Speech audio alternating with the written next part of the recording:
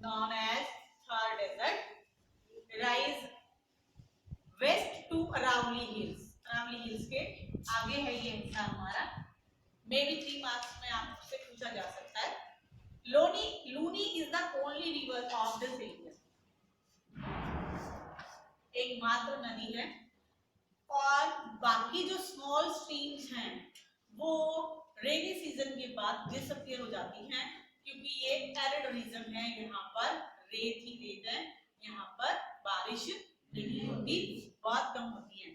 अगर आप चैप्टर 3 करते तब पता चलता कि ये जो एरिया है ये सूखा क्यों रहता है। देखिए here we have Aravali hills, और यहाँ से हमारी साउथ ईस्ट मॉनसून विंड्स चलती है और ये पैरेलल होकर यहाँ से आगे बढ़ जाती है। तो बिकॉज ऑफ दिस, क्योंकि इससे टकरा नहीं पाती, ये एरिया हमारा सूखा ही रह जाता है। नॉट ओनली दिस रीजन, इधर यहाँ बीच में भी हमारा जो एरिया है ये एरिया भी हमारा ड्राई रह जाता है, यहाँ पर भी बारिश नहीं होती है। डेक्कन प्लेटो का कुछ पार्ट ऊपर से बादल गुजर जाते हैं, यहाँ टकराते हैं, नाईमुड़ी नीलगिरी हिल्स के साथ बारिश करते हैं और फिर आगे की तरफ बढ़ जाते हैं, तो ये एरिया भी हमारा ड्राई रह जाता है। तो it lies in the western margins of the country, और डेजर्ट या सेमी डेजर्ट, ये एरिड रीजन है, बारिश बहुत कम होती है, also known as Thar desert. Sand dunes है, यहाँ पर दो शेप के हमारे सैंड ड्यून्स हैं, पार्चन और क्रीसेंट शेप के अंदर, ठीक है। एक तो ऐसे लहर की तरह और दूसरा इस तरह से हवा के साथ ये रेत जो है वो उड़ जाती है। आपको शाम को कुछ और शेप नजर आएगी, यहाँ रेत नजर आएगी, और अगली मॉर्निंग जब आप देखेंगे तो हवा के साथ वो रेत बहकर आगे जा चुकी होगी। उससे थोड़ा सा ही आगे आप चलते हैं, तो this area which lies between Deccan Plateau and the Arabian Sea is known as Western Ghat or Western Coastal Plain, and this region lies between Bay of Bengal and Deccan Plateau is known as Eastern Coastal Plain.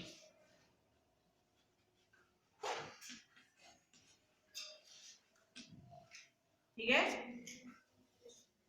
It is a narrow strip. ये जो western coastal plane है हमारा, ये narrow strip है, यानी कि इसकी width कम है, और जो ईस्टर्न कोस्टल प्लेन है ये ज्यादा चौड़ा है, ये ब्रॉड है, ठीक है। देन थर्ड फीचर थी, it is divided into 3 parts. इसको वेस्टर्न कोस्टल प्लेन को हमने 3 पार्ट्स में डिवाइड किया है। Upper one is Konkan coast, second one Kannada, and the last one is Malabar. This area is divided into 2 parts. Upper part is known as Northern Sarkar,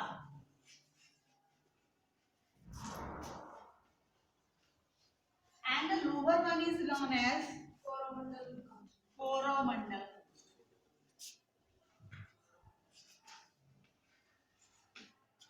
Clear? It is parallel to Arabian Sea, and this one is parallel to Bay of Bengal. दूसरा, ये divided है क्योंकि ये जो है यहाँ पर बहुत सारी रिवर्स हैं। Yes, this part is discontinuous because we have Mahanadi, Godavari, Krishna, Kaveri, Damodar. So many rivers are there, और इसीलिए ये डिसकंटिन्यूअस है। हर थोड़े टाइम के बाद रिवर की वजह से यहाँ पर पार्टीशन बन गया, बट वेस्टर्न घाट ये कॉन्टिन्यूअस है। We have only 2 major rivers in this region. These are Narmada and Tapi.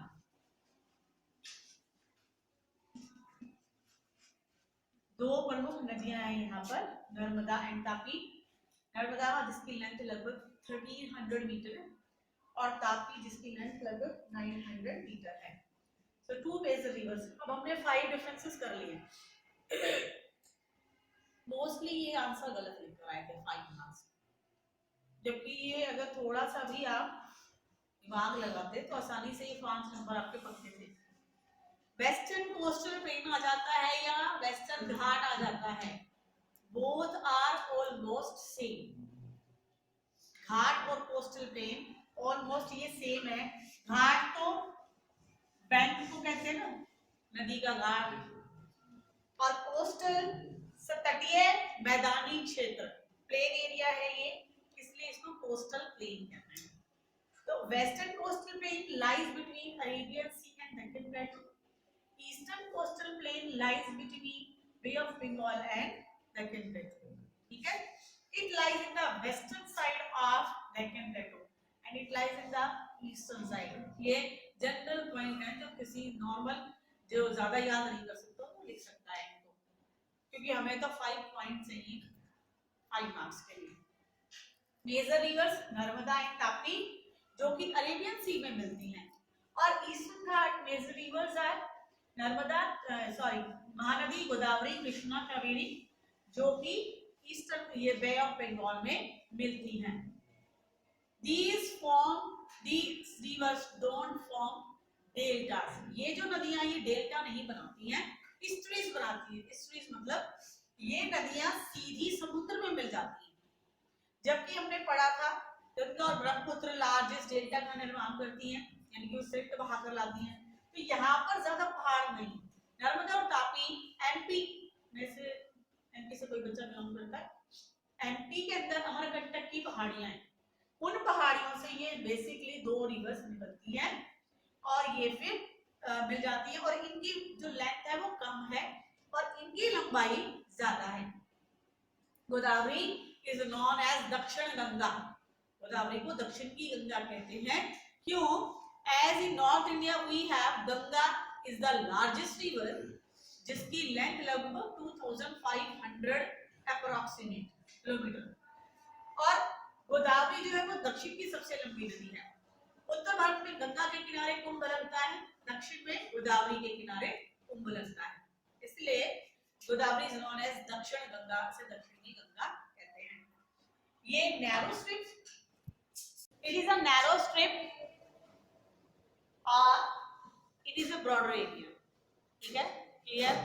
Discontinuous है क्योंकि रिवर्स है बहुत सारी, अब कुछ कम है, और ये जो है ये कॉन्टिन्यूअस है, ये पूरा का पूरा हिस्सा जुड़ा हुआ है, क्योंकि यहाँ पर केवल 2 ही नदियां नदी अपर पार्ट में ले जाती हैं।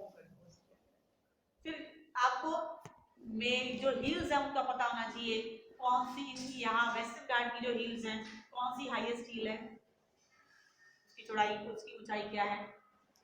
इधर रायमुड़ी और उधर महेंद्रगिरी। ठीक है, दीज आर द माउंटेन, ये हिल्स ऑफ दिस रीजन, इनकी हाइट आप याद रख लीजिएगा। Now it is complete, chapter 2 हमारा कंप्लीट हो गया है। Next is chapter 4, that is climate. Chapter 3 जो है this time deducted from the syllabus.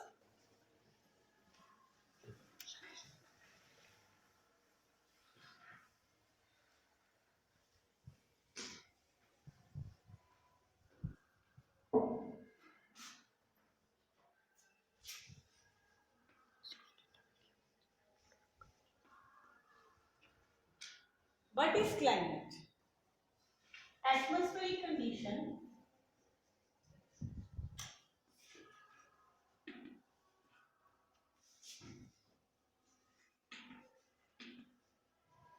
at a particular area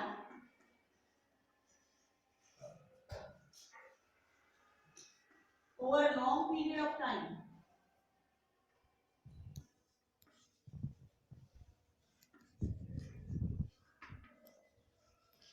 Period is 30 to 35 years. Is known as climate. Atmospheric condition at a particular area area over a long period of time is known as climate, while weather is a part of climate. Atmospheric condition over an area for a small period of time or for a short period of time is known as weather. कल या परसों की बात करें तो बहुत तेज धूप थी, गर्मी बहुत ज्यादा थी परसों, लेकिन कल बहुत ठंडी हवा चल रही थी और कल ठंड थी, आज भी ठंड है। वेदर चेंज हो जाता है, सुबह बहुत तेज धूप निकली हुई है, गर्मी और शाम को आंधी आ गई, उसके बाद मौसम में चेंजेस आ गए, टेम्परेचर जो है वो हमारा कम हो गया। वेदर का मतलब है मौसम और क्लाइमेट का मतलब है जलवायु। जलवायु लंबे समय तक एक जैसी रहती है और वेदर जो है वो वेदर चेंजेस होता है, वेदर में चेंजेस आते रहते हैं, वेरिएशंस होती है वेदर में, शॉर्ट पीरियड के अंदर होता है। वेदर एक ही दिन में चेंज हो जाता है, लेकिन क्लाइमेट चेंज नहीं होता। फॉर एग्जांपल अगर हम जम्मू कश्मीर की बात करें या लद्दाख की बात करें, कोल्ड क्लाइमेटिक कंडीशन है वहां पर, क्यों? सारा साल ठंड पड़ती है। और अगर हम कोस्टल एरिया की बात करें तो वहां पर ह्यूमिडिटी वाला टेम्परेचर क्लाइमेटिक कंडीशन है, वहां पर ठंड नहीं पड़ती। जो हमारा ट्रॉपिक ऑफ कैंसर है मेजर 8 स्टेट में से होकर गुजरता है, उसके नीचे वाला ये ट्रॉपिक ऑफ कैंसर हमारी कंट्री को 2 पार्ट्स में डिवाइड कर देता है इक्वली। जो नीचे वाला पार्ट है वहां का क्लाइमेट अलग है और जो ऊपर वाला पार्ट है वहां का क्लाइमेट अलग है। ऊपर वाले हिस्से में गर्मी भी होती है, सर्दी भी होती है, लेकिन नीचे वाला जो पार्ट है वहां पर मॉडरेट क्लाइमेट रहता है, वहां पर गर्मी ही पड़ती है या फिर सम टेम्परेचर रहता है, यानी कि बहुत ज्यादा ठंड वहां पर नहीं पड़ती। जैसे हमारे यहाँ ठंडी का मौसम होता है, इस एरिया में लोगों को ये नहीं पता कि ठंड क्या है। अगर वो यहाँ पर आ जाएं विंटर सीजन के अंदर तो मे बी उन्हें ये रियलाइज हो कि ठंड क्या होती है। अदरवाइज कोई अगर यहाँ से कभी इस एरिया में नहीं आया, हरियाणा, पंजाब, हिमाचल के एरिया में नहीं आया, तो उसे कभी ये रियलाइज नहीं होगा कि ठंड क्या होती है। इसीलिए जो ऊपर अपर पार्ट के रहने वाले लोग हैं, जब वो नीचे हिस्से में आते हैं तो उनको रहने में प्रॉब्लम आती है, क्योंकि हमारे यहाँ पर गर्मी ज्यादा होती है। So climate and weather, these are two terms. Weather is a short phenomena while climate is a long term. क्योंकि क्लाइमेट लॉन्ग ईयर के लिए होता है और एक बड़े विशाल एरिया में होता है। बारिश यहाँ पर आ रही है, जरूरी नहीं है कि रोहतक शहर के अंदर भी हर हिस्से में बारिश हो। ऐसा हो सकता है हम यहाँ पर होते हैं, स्कूल में ताबड़तोड़ बारिश आती है और घर पहुंचते हैं तो कुछ भी नहीं होता, पानी की बूंद भी नहीं होती। That is part of weather. ये वेदर है कि यहाँ पर बहुत तेज बारिश आई और वहां पर आई ही नहीं, ठीक है। Now what are the factors affecting the climate of a country और फॉर ए एरिया? कौन कौन से फैक्टर्स हैं जो किसी भी एरिया के क्लाइमेट को इफेक्ट करते हैं? 2 टॉपिक हैं ये, factors affecting climate of India and factors control the climate. दोनों के जो पॉइंट्स हैं वो सेम है, आपने कंफ्यूज नहीं होना, दोनों में सेम ही फैक्टर्स हैं। पहली बात latitude,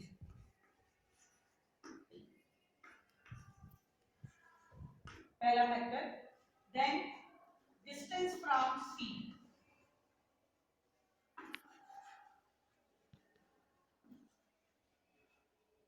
third altitude,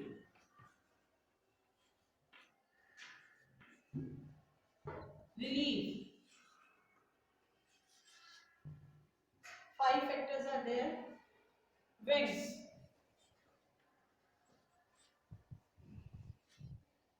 most important, temperature.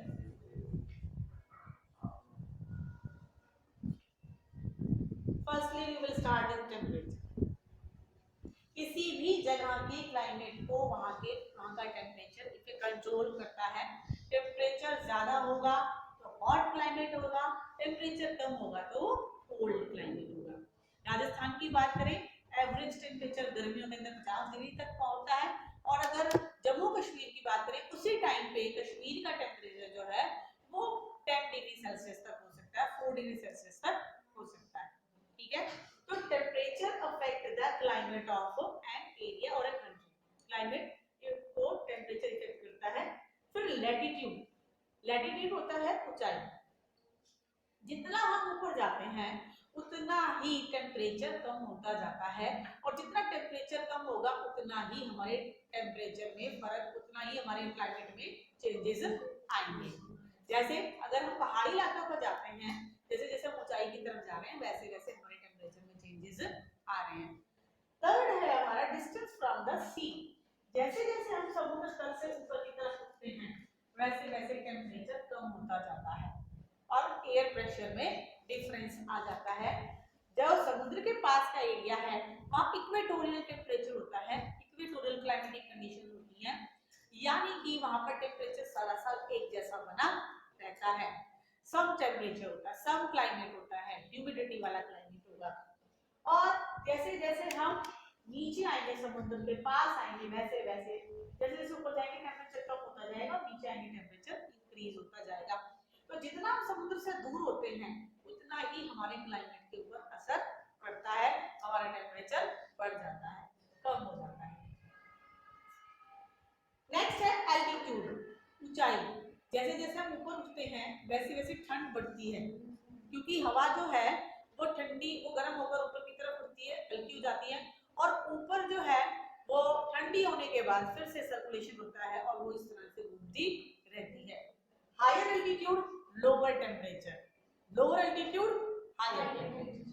Relief, relief होता है लैंड पैटर्न, पहाड़ी इलाके पे टेम्परेचर कम होता है, इसलिए गर्मी के मौसम में लोग शिमला या हिल स्टेशन पे घूमने के लिए जाते हैं।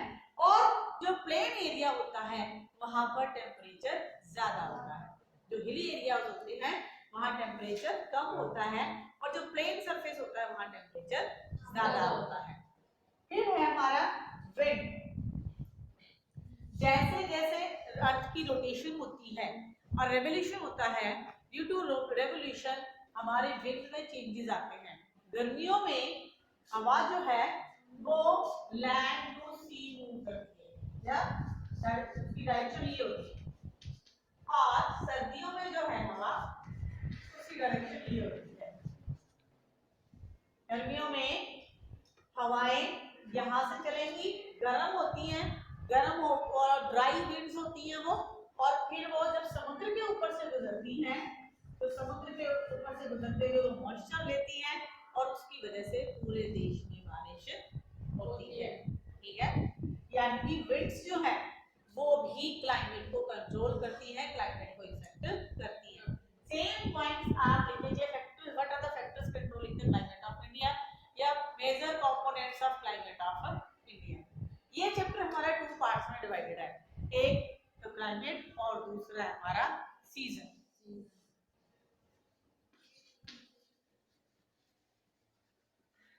Basically, we have 4 major seasons. First one is winter, summer, advancing monsoon,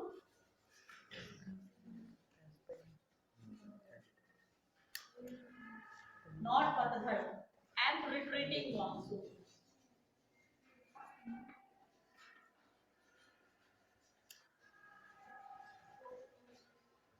Beta, November to Feb we have cold climatic condition और cold weather season. नवंबर से फेब हमारा कोल्ड वेदर सीजन होता है।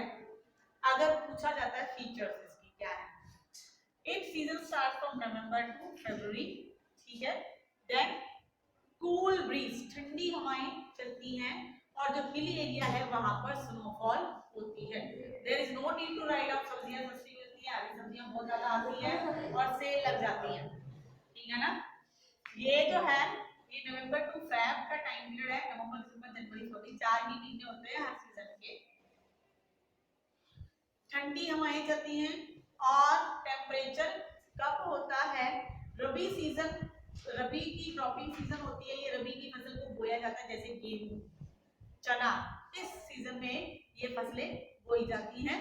और उसके अलावा आप लिखेंगे कि जो हिली एरिया है वहां पर स्नोफॉल होता है, एंड वेस्टर्न साइक्लोनिक डिस्टर्बेंस होता है नॉर्दर्न इंडिया में, और उसकी वजह से नॉर्दर्न इंडिया में बारिश होती है। ये मेजर पॉइंट्स आप लिखेंगे। मार्च टू मई, मार्च अप्रैल मई जून तक हमारा March to May we have summer season. Dusty song चलते हैं, टेम्परेचर इंक्रीज होना शुरू हो जाता है, धूल भरी आंधियां चलती हैं, शाम के समय कभी कभी इन हवाओं की वजह से टेम्परेचर में जब ये डस्ट स्टॉर्म्स आते हैं उसके बाद टेम्परेचर में कमी आ जाती है शाम के समय, और बहुत ज्यादा टेम्परेचर इंक्रीज होता है डे बाय डे। पहला point, March to May time period is known as summer season. Feature is increasing temperature और इवेपोरेशन ज्यादा होता है। Yes, kharif crop, yes this is a time of cultivation of wheat crop. Kharif crop उगाई जाती है इस season में, जैसे कि चावल, ठीक है। ये वो टाइम पीरियड है जिसमें मोस्टली जो हमारी राइस वो उगाया जाता है इस टाइम में, क्योंकि इसके बाद हमारा बारिश का सीजन शुरू हो जाता है। June to September we have advancing monsoon season. Who is talking? June to September we have advancing monsoon season. In this time period, whole country enjoy the rainfall. पूरे देश के अंदर बारिश होती है because of Arabian Sea branch and Bay of Bengal branch. यहाँ से भी बादल बनकर चलते हैं और यहाँ से भी बादल बनकर चलते हैं, और ये वो पार्ट है केरल कोस्ट जहाँ पर सबसे पहले बारिश की शुरुआत होती है। In the month of June or the last week of May, मई के लास्ट वीक में हमारे यहाँ पर बारिश की शुरुआत हो जाती है, और धीरे धीरे 1 जुलाई तक ये जो हमारा नॉर्दर्न पार्ट है इंडिया का, यहाँ पर बारिश होती है। उससे पहले south east westerly wind, south westerly winds की वजह से और ईस्टर्ली विंड्स की वजह से हमारे इस एरिया में पूरे नॉर्थ ईस्टर्न स्टेट्स के अंदर बारिश होती है। यहाँ पर जब बादल पहुंचते हैं तो पानी कम रह जाता है और जुलाई में हमारे यहाँ पर बारिश होती है। सितंबर तक पूरे इंडिया में बारिश हो जाती है, then reversal of wind start हो जाता है, और वो हवाएं जो यहाँ से बह रही थी इस तरह से वो अब ऊपर से नीचे की तरफ बहना शुरू कर देती हैं। Due to the Coriolis force of Earth, Coriolis force means earth is rotating on its axis, earth rotate कर रही है अपने एक्सिस के ऊपर, तो उस स्पीड की वजह से एनर्जी जो जनरेट होती है उसे हम कोरोलिस फोर्स कहते हैं। जी बिला रहे हो ऐसे आप? यस, कोरोलिस फोर्स की वजह से एनर्जी जनरेट होती है, उससे जो नीचे से साउथ से हवाएं आती हैं अर्थ की कोरोलिस फोर्स की वजह से उनकी डायरेक्शन चेंज हो जाती है, वो ऐसे बढ़ रही होती है ऊपर की तरफ, लेकिन बीच में जब वो पहुंचती हैं तो अर्थ ऐसे घूम रही है, उसकी रोटेशन की वजह से हवाओं की डायरेक्शन जो है वो चेंज हो जाती है। जैसे जैसे सितंबर का मंथ आता है रिवर्सल ऑफ विंड हो जाता है, यानी कि यहाँ से हवाएं जो है आनी शुरू हो जाती है माउंटेनियस रीजन से लैंड की तरफ, क्योंकि यहाँ पर हाई प्रेशर एरिया होता है और यहाँ पर लो प्रेशर एरिया होता है, तो air move from high pressure area to low pressure area. These are dry winds, ये ड्राई विंड्स होती हैं, और जब ये बे ऑफ बंगाल में पहुंचती है तो बे ऑफ बंगाल में पहुंचकर ये वहां से मॉइस्चर लेती हैं, इनकी डायरेक्शन टर्न हो जाती है, और here these causes rainfall, और यहाँ पर इस हिस्से में हमारी बारिश होती है। ये अक्टूबर का टाइम पीरियड आ चुका होता है, October to December we have retreating monsoon. In this region of India we have retreating monsoon season. ये एरिया है तमिलनाडु कोस्ट का, जहाँ पर केवल जब पूरे देश में बारिश बंद हो जाती है तो यहाँ बारिश होती है अक्टूबर टू दिसंबर। क्लियर है? Yes ma'am. यही चैप्टर था हमारा क्लाइमेट। लास्ट बचा है